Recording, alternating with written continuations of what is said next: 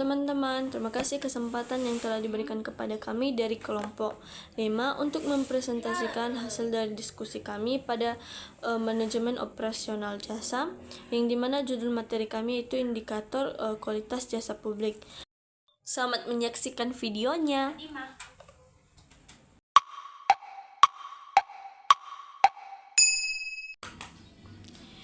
Baik teman-teman, kita masuk pada pengertian kualitas jasa publik.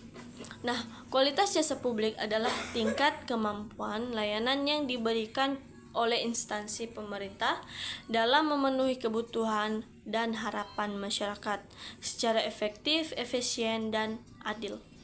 Nah, salah satu contohnya itu pelayanan pembuatan KTP di Dinas Kependudukan, yang dimana pelayanannya cepat, prosedurnya jelas, biaya sesuai aturan, dan tidak diskriminatif. Contoh selanjutnya itu pelayanan kesehatan di puskesmas, yang pelayanannya ramah, tepat waktu, dan obat tersedia sesuai kebutuhan pasien. Nah, adapun tujuan pengukuran kualitas jasa publik yaitu yang pertama menilai kepuasan masyarakat. Pengukuran dilakukan untuk mengetahui apakah masyarakat merasa puas terhadap layanan yang diterima. Salah satu contohnya, pemerintah daerah melakukan survei kepuasan masyarakat atau SKM setelah pelayanan perizinan usaha. Selanjutnya, meningkatkan kinerja pelayanan. Hasil pengukuran digunakan untuk memperbaiki pelayanan yang masih kurang. Contohnya, jika hasil survei menunjukkan waktu pelayanan terlalu lama, maka instansi memperbaiki alur pelayanan atau menambah petugas. Selanjutnya, mewujudkan good governance, pelayanan yang berkualitas, mendukung transparansi, akuntabilitas, dan profesionalisme. Contohnya pelayanan pajak online yang terbuka, mudah diakses, dan dapat dipantau oleh masyarakat. Selanjutnya, dasar pengambilan keputusan. Nah, data kualitas layanan menjadi dasar bagi pimpinan dalam membuat kebijakan. Contohnya, pemerintah memutuskan digitalisasi layanan administrasi karena biaya keluhan masyarakat terkait pelayanan manual. Yang seterusnya, indikator kualitas jasa publik, yang dimana ada beberapa. Yang pertama, bukti fisik. Nah, berkaitan dengan fasilitas fisik, peralatan, dan penampilan petugas. Contohnya, ruang tunggu, kantor pelayanan bersih dan nyaman, petugas menggunakan seragam, dan tanda pengenal. Selanjutnya, keandalan, yang dimana kemampuan memberikan pelayanan sesuai janji secara tepat waktu dan akurat. Contohnya pada pengurusan KTP tadi, selesai sesuai waktu yang dijanjikan. Misalnya 3 hari kerja, dokumen tidak salah cetak. Selanjutnya, daya tanggap, yang dimana kesediaan dan kecepatan petugas dalam membantu masyarakat. Contohnya, petugas segera melayani warga yang bertanya pengaduan masyarakat, ditanggapi dengan cepat.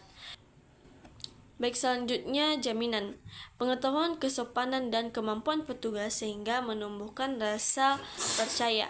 Salah satu contohnya, petugas mampu menjelaskan prosedur dengan jelas, yang dimana masyarakat merasa aman dalam pelayanan atau tidak ada pungutan liar. Yang selanjutnya, empati, perhatian dan kepedulian petugas terhadap kebutuhan masyarakat. Salah satu contohnya, petugas melayani lansia dan menyandang disabilitas dengan prioritas petugas bersikap ramah dan tidak membeda-bedakan masyarakat. Demikian. Baik, selanjutnya akan dijelaskan oleh teman kami, Wisma. Adapun indikator dari kualitas jasa publik ini, yang pertama, bukti fisik. Bukti fisik ini merupakan indikator pelayanan publik yang berkaitan dengan bukti fisik yang secara langsung dapat dilihat ataupun dirasakan oleh masyarakat saat menerima pelayanan yang kita berikan kepada mereka. Bukti fisik ini mencakup kondisi gedungnya, bagaimana kelengkapan fasilitasnya, kebersihan lingkungan, serta bagaimana menggunakan teknologi dalam pelayanan tersebut. Yang pertama itu sarana dan prasarana, yang merupakan fasilitas fisik yang disediakan oleh kita sendiri ataupun oleh instansi pelayanan publik gunanya untuk menunjang kelancaran proses pelayanan. Sarana ini meliputi alat ataupun kelengkapan yang kita gunakan langsung dalam pelayanan tersebut. Misalnya menyediakan kursi tunggu ataupun melengkapi alat-alat administrasi. Sementara pada prasarana ini mencakup fasilitas gedung seperti pendukung seperti gedung, ruang pelayanan, toilet yang bersih, tempat parkir. Jadi ketersediaan sarana dan prasarana yang memadai ini juga menunjukkan bagaimana kesiapan dari instansi untuk melakukan pelayanan yang optimal kepada masyarakat. Selanjutnya itu kebersihan dan kenyamanan. Nah, itu bagaimana kita menciptakan lingkungan pelayanan yang sehat dan menyenangkan bagi masyarakat. Kebersihan yang dimana kondisi ruangan itu bebas dari sampah, bebas dari debu, bebas dari bau tidak sedap, sehingga masyarakat itu bisa nyaman dan mereka puas juga dengan apa yang mereka terima atas pelayanan yang kita berikan kepada mereka. Nah, untuk penampilan petugas, ya penampilan petugas ini juga mencerminkan bagaimana profesionalisme dan citra dari pelayanan publik itu di mata masyarakat itu sendiri. Jadi penampilan dari petugas itu juga dinilai oleh masyarakat itu sendiri ya. Bagaimana apakah petugas itu rapi, bersih, sopan santun. Ini penampilan petugas ini termasuk dalam bagaimana mereka menggunakan seragam dan tanda pengenal mereka, sehingga ini dapat meningkatkan kepercayaan dari masyarakat terhadap petugas dan lembaga tersebut.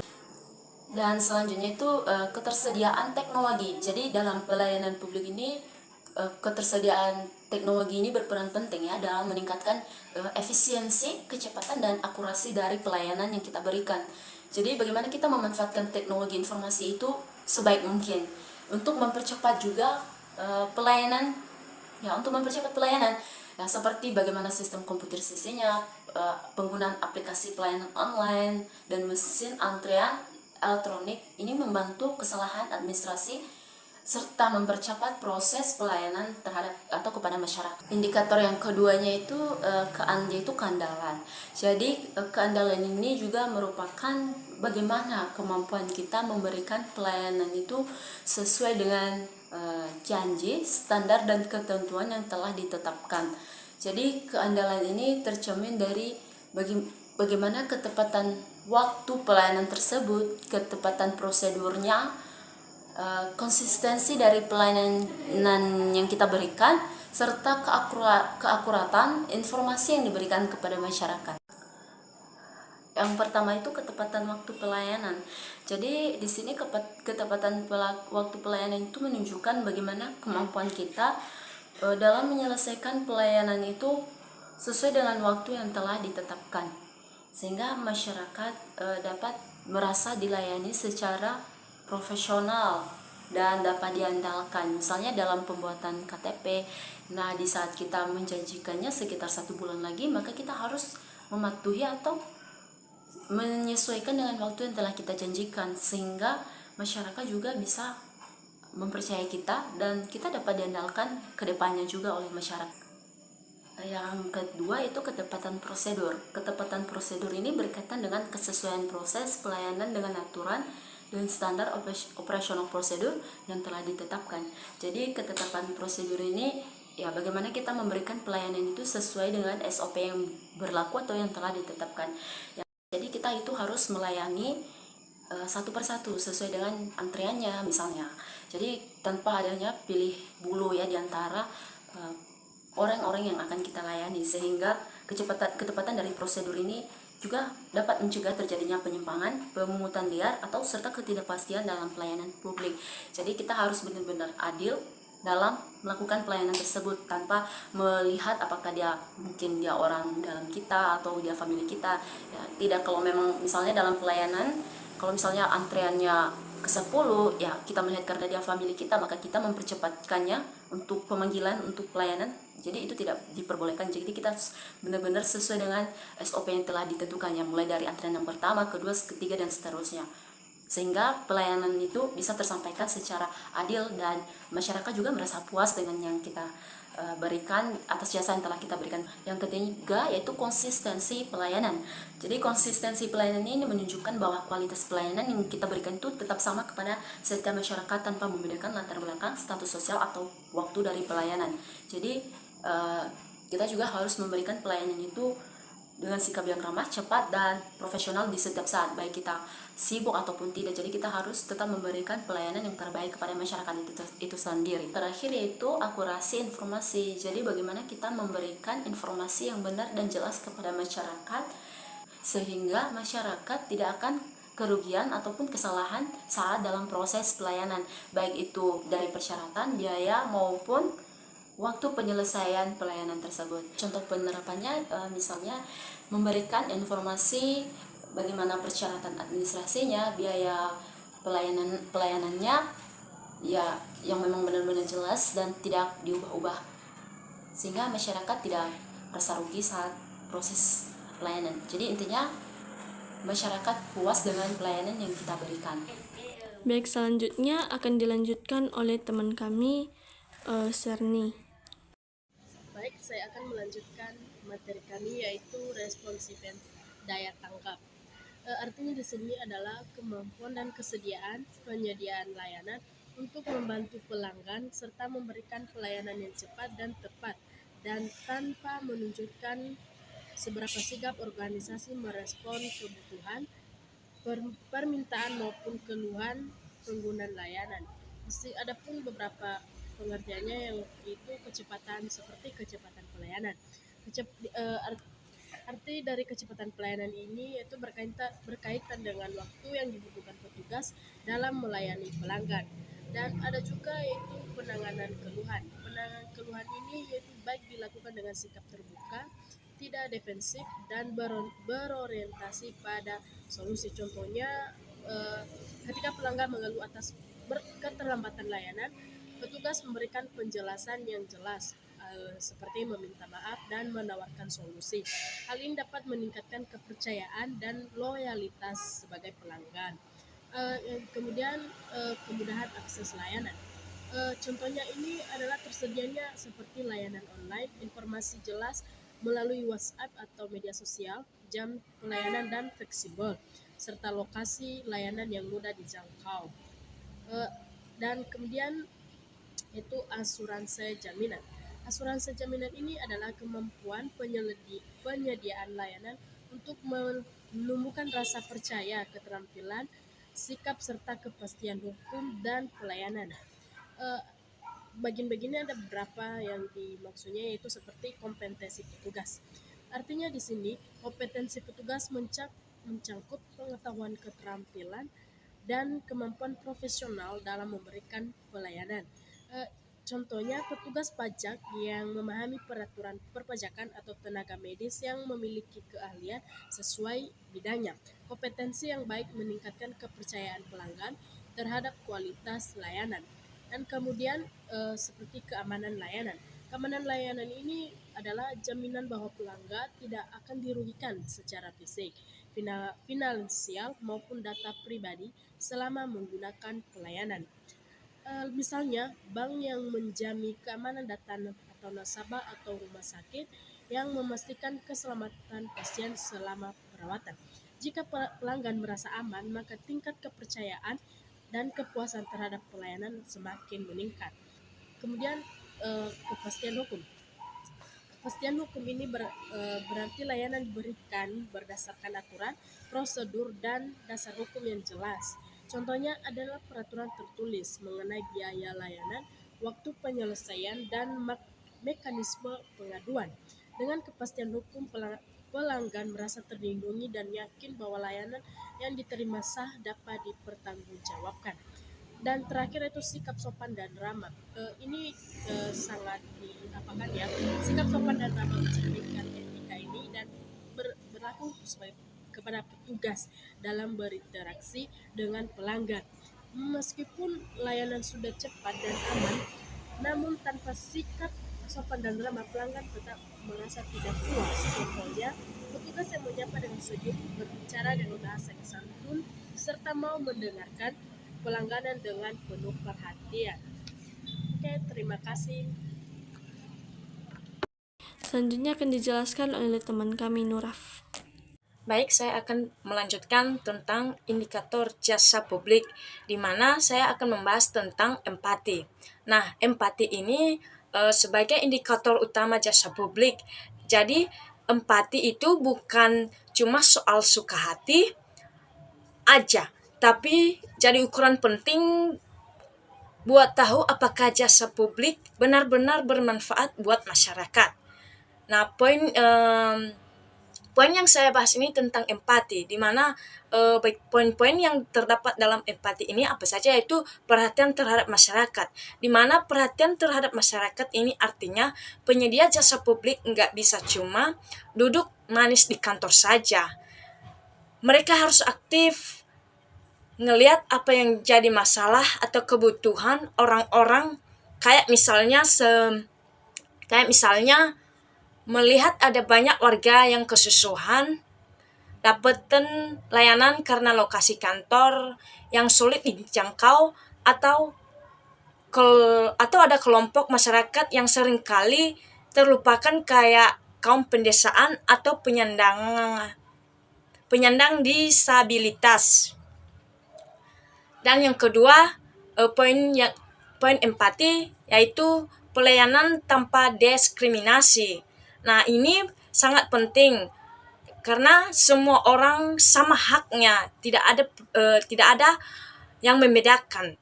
Jadi nggak boleh ada kasus kayak warga dari suku tertentu diperlakukan lebih lama, sedangkan yang sesama suku diperlakukan dengan lebih baik atau dilayani secara baik, dilayani secara penuh.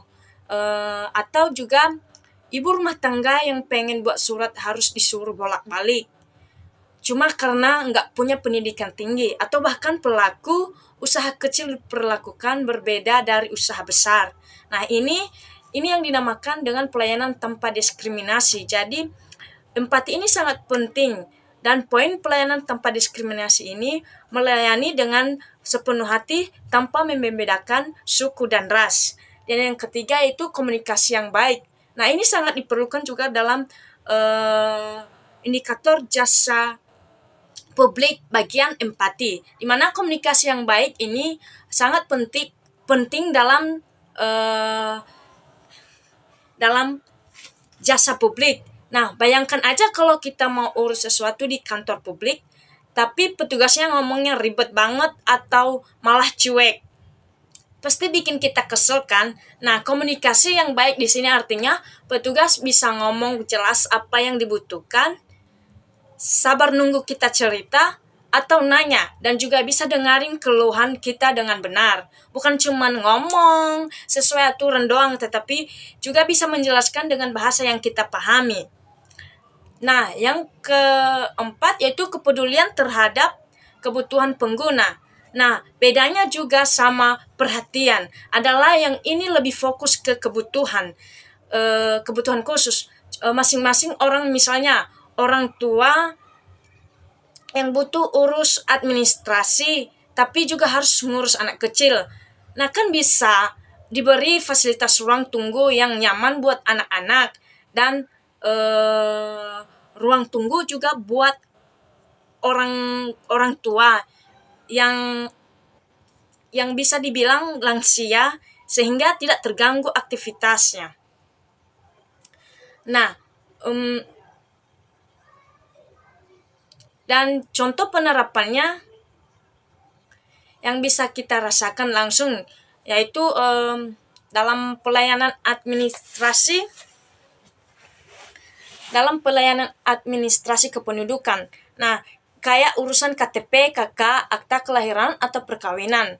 Kalau empatinya ada, petugas bakal sabar ngasih tahu persyaratan apa saja, mungkin kasih contoh berkas yang benar. Jadi kita nggak salah bikin. Bagi yang tinggal jauh, mungkin ada layanan keliling atau pendaftaran online biar nggak harus datang ke kantor terus. Dan kedua, pelayanan kesehatan.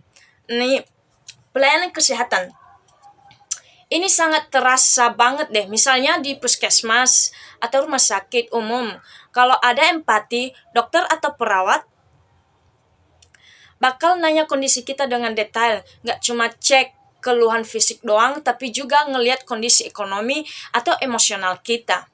Bagi yang tidak mampu, bakal ada informasi tentang bantuan kesehatan. Bagi lansia atau ibu hamil juga ada pelayanan yang lebih diperhatikan. Dan ketiga, pelayanan perizinan. Nah, pelayanan perizinan ini seperti kayak urusan izin usaha, izin bangunan, atau surat keterangan lainnya. Kalau indikator empati terpenuhi, petugas bakal ngasih panduan lengkap bagaimana cara bikin berkas yang benar. Mungkin juga ada konsultasi kecil buat pelaku usaha mikro yang baru mulai. Gak boleh ada kasus di mana mereka disuruh bolak-balik cuma karena kesalahan kecil yang bisa diperbaiki dengan cepat.